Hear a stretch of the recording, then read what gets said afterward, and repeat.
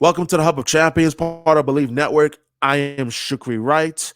Be sure to subscribe, comment, rate, and follow the podcast, and tell all the Boston sports fans to do the same. You can watch us on Believe TV around the country, in airports, and on YouTube. Read the top Believe stories at si.com and follow us across all our Believe social. Hope that you've had a wonderful day wherever you may be, however you may be listening.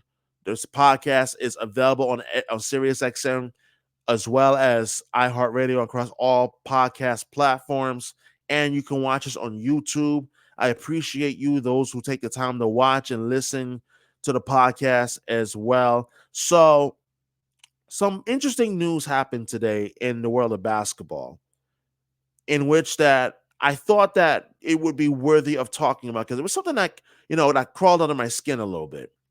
And that is the big news surrounding Kawhi Leonard. Kawhi Leonard had a withdrawal from Team USA men's basketball team as they're getting ready to partake in the Summer Olympics in Paris in just a short bit. They're all in Vegas right now, getting ready for their fine tune in preparation for the Olympics. With Kawhi Leonard withdrawing, Derek White of the Boston Celtics was asked and invited to join the United States men's national basketball team. Congratulations to Derek White. But what caught my eye was a tweet that Jaylen Brown sent out with multiple emojis with the magnifying glass on the left eye. That caught my attention. And here's why. Because Jaylen Brown is a player on this Boston Celtics team in which that it's full of them, but he's one of the players on this Celtics team that has been absolutely disrespected left and right. The disrespect has been astounding. It has been historic. And dare I say, it's been rather asinine at times. Jaylen Brown is the Eastern Conference Finals and NBA Finals MVP for the Boston Celtics. He was also a second team All NBA Pro as well. So for the life of me, what I don't understand is, despite all that Jaylen Brown accomplished, especially in the last calendar year, or even in the last 2 years, why is it that Jaylen Brown continues to get treated as if that he's some sort of secondary citizen or like last resort kind of guy? Like, you know what? We're just gonna put you on the shelf. You're gonna be a last resort. We don't want to deal with you right now. Why do I get that vibe? Why? To me, it seems like Jaylen Brown is someone that, even with all that he just accomplished, which includes obviously winning the NBA title, banner number 18 for the Boston Celtics, he continues to get cast aside like some sort of disposable Tupperware after a late afternoon supper. Like, how does that make sense? How does that make sense? It doesn't make sense, no matter how you slice and dice it. How is it that Jaylen Brown continues to get looked upon as, you know what, we're going to bypass you because, well, we don't know if you can do this or you can do that. The continued disrespect that's being heaped towards his name is completely crazy. And by no means, by the way, am I saying that Derek White did not deserve to get named to the United States men's basketball team to partake in the Summer Olympics 2024. That's not what I'm saying. Congratulations to Derek White. I'm genuinely happy for him.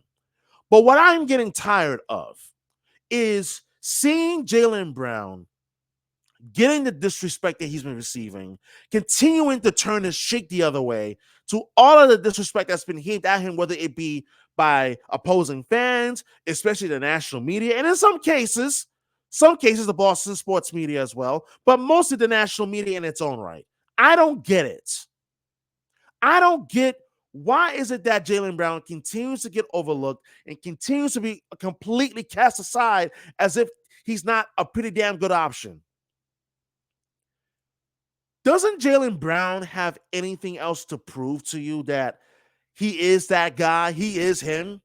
I mean, respectfully, of course, Team USA is pretty much the Boston International Celtics at this point, because you have Jason Tatum, you have Drew Holiday, and now Derek White on this team. Congratulations to all three guys. But when the hell is Jaylen Brown going to get that invite? Because Jaylen Brown deserves an invitation to partake in the Olympics just as much as the 9 other guys that are on that team as well. Like, make it make sense, please. This is supposed to be a collection of some of the best players in the world, correct? Yes. Yes. How the hell is it that LeBron James, yes, he's the face of the NBA, but he's 40 damn years old. He continues to get invited. And sure, yes, he's the face of the NBA. You obviously got to have the face of the NBA at the Olympics. Sure. You can't have Team USA playing abroad in the Olympics and not have Michael Jordan play. You can't have the Team USA at the Olympics for a men's basketball team and not have Kobe Bryant play or Dwayne Wade play. You can't have that happen. So obviously I get LeBron James being there. But what I don't get is why not add a little more firepower in a player who has proven that he can get it done on the defensive side of the basketball in Jaylen Brown? That I don't get. So if you were to ask me today, why am I so upset or annoyed that Jaylen Brown continues to get disrespected? It is because of the fact that here we are again, when you had the opportunity to add another premier talent in the NBA who happens to be a member of the Boston Celtics, you bypassed that opportunity. You bypassed it like you were skipping stops on an express train. No, not here today. No, not you right now. We'll come at you later if we get the chance. It's BS. It's utter BS. How we got to this point is truly beyond me. And I know that there will be other Summer Olympics coming up. There's one that's coming up in 2028. I get all of that. Cool. Fine. But let's keep it a buck right now. Out of the other guys that are on this team currently right now, you mean to tell me that they're all better than Jaylen Brown? Let's keep it all the way 100 in terms of pedigree, what he brings in terms of the intangibles on the basketball court, and as well as all that he has done and accomplished and proven himself to be one hell of a leader on a team that just won its 18th NBA championship, most in league history, by the way. How does that make sense? It doesn't make sense. I can't even comprehend the fact that I'm sitting here right now on July 10th having to scream on top of a freaking mountain that Jaylen Brown should be on Team USA right now. And I'm certain that I'm not the only one who feels that way. But what pisses me off more than anything else right now is the fact that when you have the opportunity to add someone who's also a proven winner, and I'm not saying that LeBron James isn't. I mean, my problem isn't with LeBron James, but you just added Grandpa Rossi to this to the basketball roster that is Team USA. But let's be real. You mean to tell me that with all due respect, that 9 or 10 other guys that are on this team are more worthy than Jaylen Brown? I mean, sure, you can make the case for Jason Tatum. I get that. He was named to NBA 2K5 cover of the video game today. Congratulations to him. Fair. Tyrese Halliburton, sure, I have no problem with that. Kawhi Leonard, when he was initially put on the team, okay, fine. But right now, if you're going to ask me, who would you rather have on your team that is going to help you win a championship? Kawhi Leonard or Jaylen Brown? I'm going Jaylen Brown. It's not even close because I'm going to go with the guy who is more available than a guy who is hungry to work extra hours at a factory plant. Kawhi Leonard, who is barely, and I mean barely, available for his own team. He couldn't even make it through the tune-up without having to go down with an injury or injury concern. Again, Jaylen Brown should have gotten the nod instead of Kawhi Leonard. I would have gone that far. Because the fact of the matter is, you need someone that's going to be available. You need players that's going to be able to stay healthy. And that decision alone proved that Jaylen Brown was the better choice. But no, he got completely cast aside. Like, why are you casting him aside? So Team USA misses a massive opportunity to add Jaylen Brown to its roster that is expected to win gold in Paris. For what reason? For reasons that I do not know and understand. And don't sit here and tell me that Jaylen Brown is not worthy of playing for Team USA, because it's utter bullshit. It's absolute bullshit. And the fact of the matter is that, again, even the initial selection process was somewhat flawed. Jaylen Brown should have been on that roster. Jaylen Brown should be on the roster right now. And that's where we are, ladies and gentlemen. That's where we are. Coming up next, my gripe with the Boston Red Sox front office. And on top of that, how do I feel about Brayan Bello at this point in juncture in the season, now that we're 91 games into the regular season? That coming up next here on the Hub of Champions podcast with your host, Shukri Wrights, available on YouTube and available to listen on Sirius XM Radio, along with all the other major podcast platforms as well. Welcome back to the Hub of Champions podcast with your host, Shukri Wrights. Wherever you may be, however you may be listening, I appreciate all of my listeners and followers and subscribers to the podcast. By the way, you can follow me on social media, Twitter/X at Shukri Wrights with a blue check mark, as well as TikTok at Shukri Wrights, same name, and as well as on Instagram at SWrightsRadio _. That's where you can follow me on social media as well. I appreciate all of you that tune in, subscribe, download, and tell other Boston sports fans to check out the pod as well on YouTube. You can listen to it on Sirius XM Radio app, and as well as iHeartRadio, wherever you get your podcasts as well. So we find ourselves in the midst of indecision season. And I like to know, as someone who is pretty decisive myself, I like to make decisions, to be firm on making those decisions. Why the Boston Red Sox playing this game of, well, let's be completely indecisive and, let's just, play with people's emotions and not get people's emotions up or anything like that? Why? Why are we doing that? Why is it for once that this organization, especially going back to when Chaim Bloom was around, and it's now extended to the Craig Breslow regime, why is it that this organization cannot seem to be just straightforward and make up their damn minds already? Why? Because we've gotten so accustomed to the song and dance of, are we going to be buyers? Are we going to be sellers? That at this point, Red Sox fans are 100% warranted in feeling some type of way. But especially, let's just focus on this season only. With the way that this team is rolling right now, currently 10 games above 500 at the moment of this recording, by the way, and the way that this team has played over the last several weeks to put themselves firmly in playoff positioning, why is it that they're still trying to figure out whether to be buyers or sellers? Why?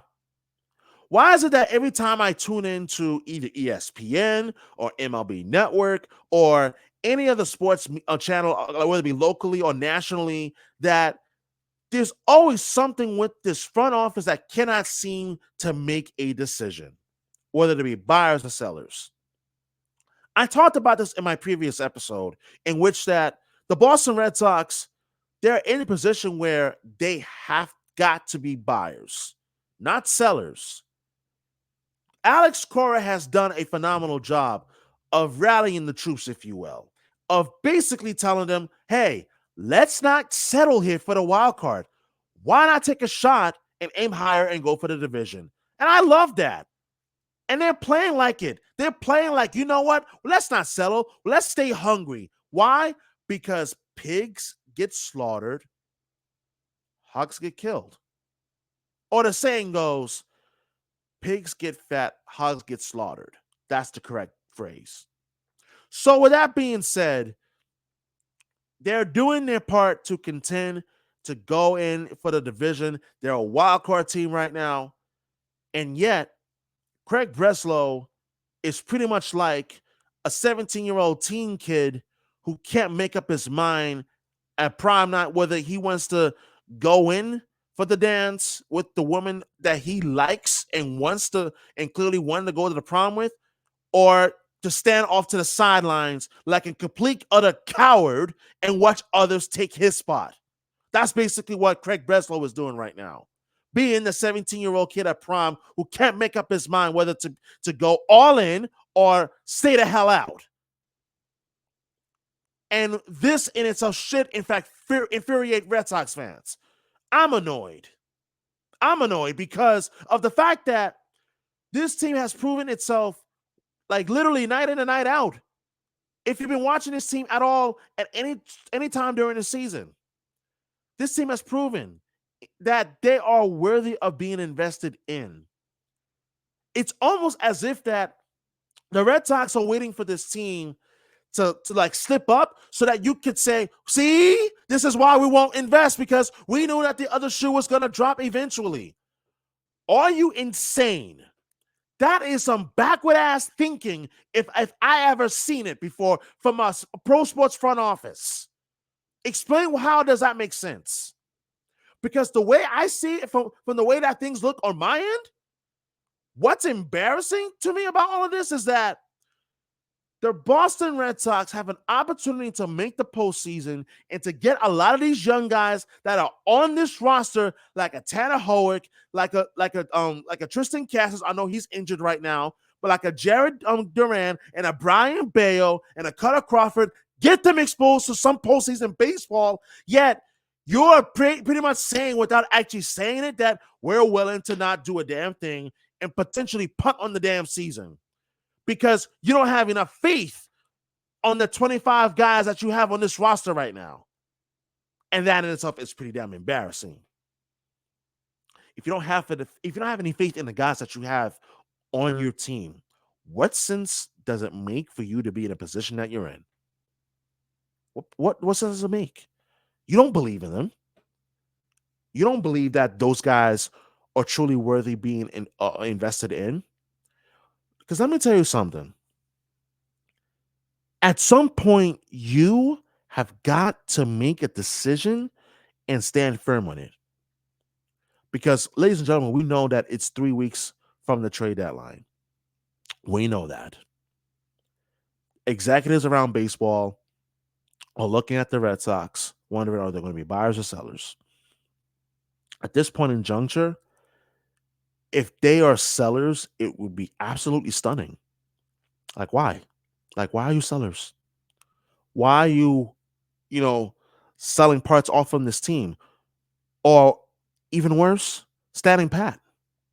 Because even though that the pitching has like just turned itself around, the bullpen has been pretty solid, and offensively, you're getting more than what you expected going back to spring training. You're saying, why should we invest? We look at all the data and the statistics. To hell with the damn data and statistics. Because part of the problem with the Boston Red Sox is that they have become so damn nerd-like that they rely too heavily on the data and the statistics as a reason and as like a ultimate ruler, instead of saying, you know what, let's use our baseball sense. This team is a surprise playoff contender this season. Let's go all in. And like I said in my previous episode, I'm not expecting this team to make the sexy pickup, but a couple of pieces here and there, maybe one more bat, maybe a starter, maybe another bullpen arm can help this team. It can go a long way. But the fact of the matter is this: it would be a mistake for this team to stand pat at worst, because you are robbing some of the younger players an opportunity to see and get a taste of the postseason. You want your young guys to get a taste of what it's like to play in postseason baseball. Go back to 2017. Go back to 2017. Even though the Red Sox lost to the eventual world champion Houston Astros, you saw the young guys like Mookie Betts, Xander Bogaerts, a young Rafael Devers get a taste of the postseason. They also did in 2016, which I know I'm fully aware of. But in 2017, even though they lost to the Houston Nationals, the team that eventually won the World Series, they got their taste, and that set them up for the success that they would have and the dominance they had in the 2018 season, the greatest Red Sox team of all time. So why self-sabotage and not allow this young group of players who, by the way, are going to be around for the next 4 to 5 years minimum to get the opportunity to play in the postseason? Make it make sense. Make it make sense. It doesn't. It doesn't make sense. Coming up next, I'm going to share with you my thoughts as part of the final block on this pod episode. What are my thoughts on Brayan Bello? Because at this point, it's time to sound the alarm. So that and much more coming up next here on the Hub of Champions podcast with your host, Shukri Wrights. Thank you for those that are listening on either iHeartRadio, SiriusXM Radio, or wherever you get your podcast. Welcome back to the Hub of Champions podcast with your host, Shukri Wrights, wherever you may be, however you may be listening. Thank you for making this podcast part of your routine as we are now in the final block of this episode of the podcast where, continuing to talk about the Red Sox, there is one pitcher that does have me concerned. I'm very concerned about this particular pitcher who is expected to be an important member of this Red Sox rotation for the next several years, who just signed a contract extension earlier this season, by the way. And that's one and only Brayan Bello, the Dominican right-hander that many people believe that he would become the next Pedro Martinez, who has stuff similar to a young Pedro Martinez had once upon a time in his early days in his major league career. Brayan Bello has looked like anything but little Pedro Martinez. In fact, I think the biggest concern for me in this second half of the season for the Boston Red Sox is the performance of Brayan Bello. If Brayan Bello turns it around and pitches like he pitched the first couple of weeks of the season, or even the first couple of months, the Red Sox should be in pretty good shape in terms of the pitching. If Bello continues to struggle, then we got a problem. We got a problem in terms of what he may potentially do come the postseason, because it doesn't seem like that he is getting any better. He's getting worse. And that worries me because the numbers don't lie in the last 7 starts. He's 3-3 with allowing 28 runs, 28 earned runs in the last 36 innings that he's pitched, to a fine-tuned ERA of 7.0. Oof. Awful. Ugly. A disaster. In which that not even Alex Cora has answers as to why Bello has struggled as much as he has for the last month or so. It doesn't make sense. You need a lot more from Bello in terms of better performances, more consistency, because it seems like the rest of the Red Sox rotation has gotten it all together. They've got it all together. They were able to figure it out. You know, Brayan Bello, he had that one good start against the Miami Marlins, but it's pretty much back to his old ways. Like, can we get something or some things that's going to be a lot more consistent from Bello? Because at this moment in time, he is the Red Sox biggest, weakest link in their rotation. Because I think Bello's performance has put the Red Sox in a little bit of a bind in terms of what they will do at the trade deadline. Needs. I mentioned earlier in this episode, they need to get at least another arm, whether it be for the rotation or the bullpen. But if Bello continues to pitch poorly the way that he has, especially in the last 15 games that he's pitched, I just think that they need to get another arm, because Brayan Bello at that point would have to look at the bullpen as a potential role for him, especially if he pitches in October. That's what we're looking at. But the season's not over. The season doesn't end tomorrow. But that's where we're at with Brayan Bello. That you have to start thinking about the rest of the season as to what could his role potentially look like if he continues to struggle. I think if the Red Sox end up becoming buyers at the trade deadline and Bello continues to struggle, I think the Red Sox do go out and get themselves another starting pitcher. I do. Because I don't know if it's a confidence thing. I don't know if it's a psychological thing. I don't know if it's mechanics, but Bello does not look like the pitcher that I saw last season at all. He just doesn't. Maybe it's mental. Maybe it's something a little more than that. But it makes absolutely no sense that as soon as he signs the extension with the Boston Red Sox earlier this regular season, that his performance has been lackluster, to put it mildly. It makes no sense. You don't get paid and you get fat and happy. You get paid and you continue to improve and you continue to do better. That's what you do. Brayan has not gotten any better. He's gotten worse. That's just the bottom line. So, in terms of starting on pitcher ERA, he's truly among the worst in the major leagues. That's not hyperbole. Go look it up. I read somewhere that he's like 94th or 97th out of like all of the qualifying starters in the major leagues. That's bad. In terms of ERA, that's pretty bad. So what is it going to take? What is it going to take for Bello to turn it around? Because I think the Red Sox, they are going to absolutely need him to figure it out and figure it out fast. But thankfully, the team has continued to roll despite Bello's struggles. But there's going to come a point in the second half of the season after the All-Star break that Bello's struggles, if he continues so, will be too much to ignore. Too much to just brush off to the side.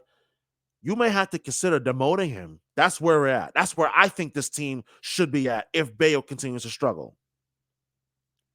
So with that being said, Brayan Bello needs to step it up big time for the Red Sox because I think the Red Sox pitching staff is a lot better when he's pitching well, not when he's pitching as bad as he's been pitching the last 7 to 14 starts. They need more from Brayan Bello. Make no mistake about that. And that's going to wrap it up for this edition of the Hub of Champions podcast with your host, Shukri Wrights. Don't forget to subscribe, download, and tell Boston sports fans to check out the podcast as well. I appreciate all of you who take the time to listen to what I have to say. On all things Boston sports, follow me on social media at Shukri Wrights, as well as on TikTok, also at Shukri Wrights, on Instagram at SWrightsRadio_. I look forward to talking with you again next time. Take care, everybody, and be safe.